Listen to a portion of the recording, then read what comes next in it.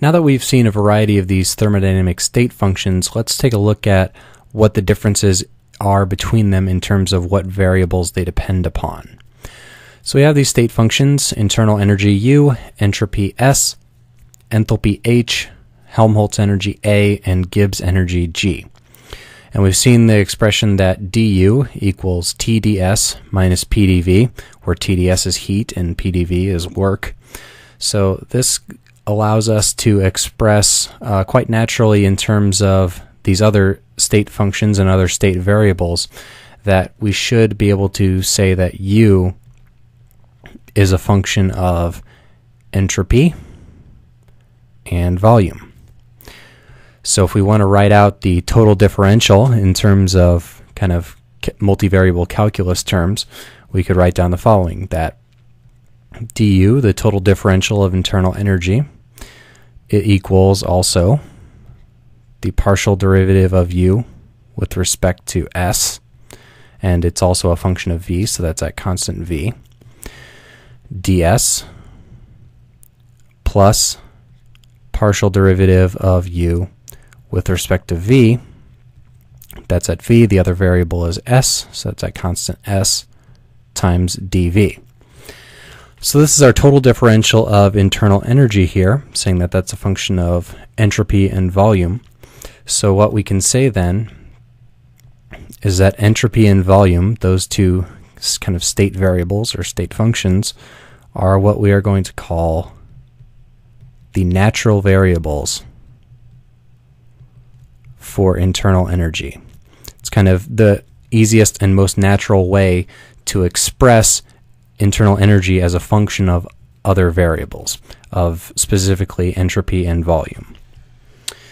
So if we notice the connection between these two lines here, where we have TdS minus PdV and these partial derivative statements, we can make some other statements. We notice the correspondence that partial derivative of energy with respect to entropy at constant volume is equal to temperature. And that's in fact one way of defining temperature. You might also see temperature defined as 1 over T equals the derivative of entropy with respect to internal energy. Either way, that's a common thermodynamic definition of temperature. And then similarly from this other line, we have minus P corresponding to this partial derivative part right here. Notice the difference between the plus and minus signs. So we have the partial derivative of U with respect to volume at constant entropy is going to equal minus pressure. So saying that we have this function, which is a function of these two variables, led to these two partial derivative statements, and the correspondence to our differential in terms of these other state variables led to this correspondence between partial derivatives of the internal energy and other thermodynamic state functions like temperature and pressure. So we can also do this for entropy. If we just take this equation here and we rearrange it, solving for ds, what we can have is that ds is going to equal 1 over T du plus P over T dV. That's just algebraic rearrangement of this equation here to get right to there. And so from these two points here, we have state function, state function, state function, and then differentials. So it appears that the natural variables for entropy is that we can express entropy as a function of internal energy and volume, that those are the variables which are primarily controlling entropy. It's natural to express entropy as a function of internal energy and of volume there. And so if we have for entropy, we can make the same statements in terms of partial derivatives. So partial derivative of S with respect to U at constant V, because that's the other variable it depends on, is 1 over T. So just as I said there, this is just the inverse of that previous statement from internal energy. This is one of the most common definitions of temperature in thermodynamics. And then we can also use that for the other partial derivative of entropy with respect to volume at constant internal energy is pressure over temperature, as we had right there. Okay, so that's internal energy and entropy. We've seen what their natural variables are for each of them. Now, what about these other thermodynamic state functions? What about our enthalpy, Helmholtz energy, and Gibbs energy? So, if we have enthalpy, we have H is defined as U plus PV, internal energy plus pressure times volume. So we just need to find out what the differential of internal energy is. So dH is just going to equal d U plus PV. So du plus PV is just going to equal, we'll have dH equals du plus then the differential of P times V, which by the product rule will be PdV plus VdP. But then, as we've seen before in a different video how we can do these transformations, we have du being TdS minus PdV. So if we have dH equals, if we substitute in for du, this TdS minus PdV, TdS minus PdV,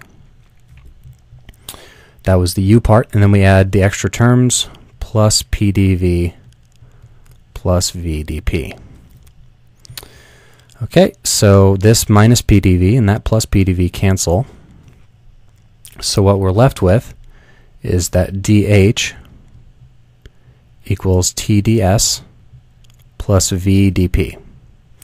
So this implies that our enthalpy, H, is a function of entropy and pressure. So notice here that we had H equals U plus PV, these two kind of terms that are related there in that differential product there. And this transformation there took us from TdS minus PdV to TdS plus VdP. So we went from being a differential in volume to a differential in pressure for this state function there. And this whole process there is called a Legendre transformation. That's just kind of FYI. If you hear a Legendre transformation, it's just adding terms to internal energy and the differences and the differentials that pop out. But the main effect of that is now we have a function which depends on a different variable than the function which we originally transformed. We transformed internal energy into enthalpy, and it went from being a function of entropy and volume to being a function of entropy and pressure. So its partial derivatives are listed out there, and we can write those down.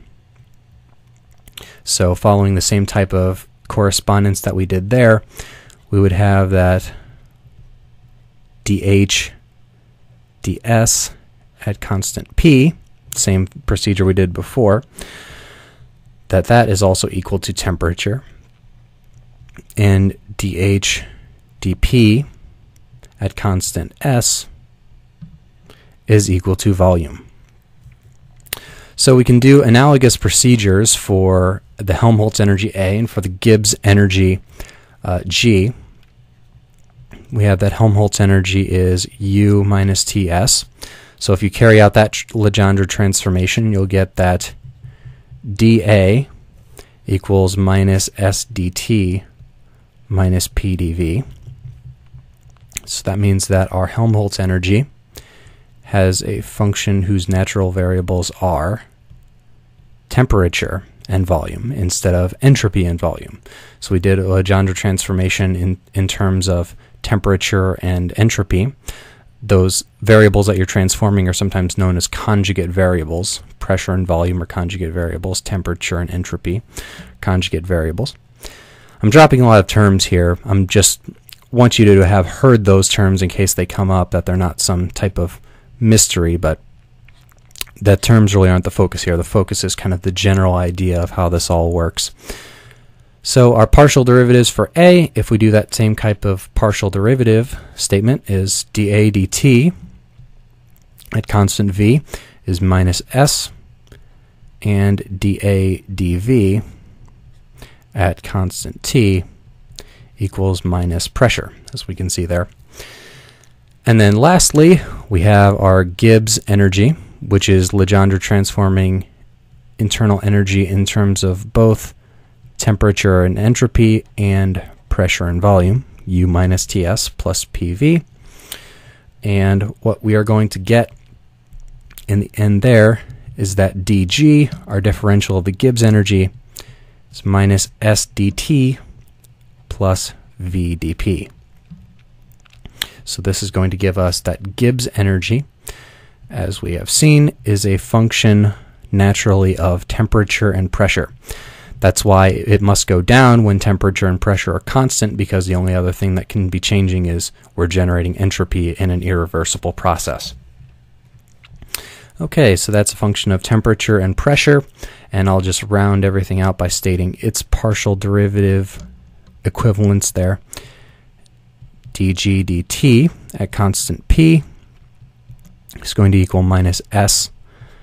And lastly, rounding out this whole video, dG dP at constant t is going to be equal to volume.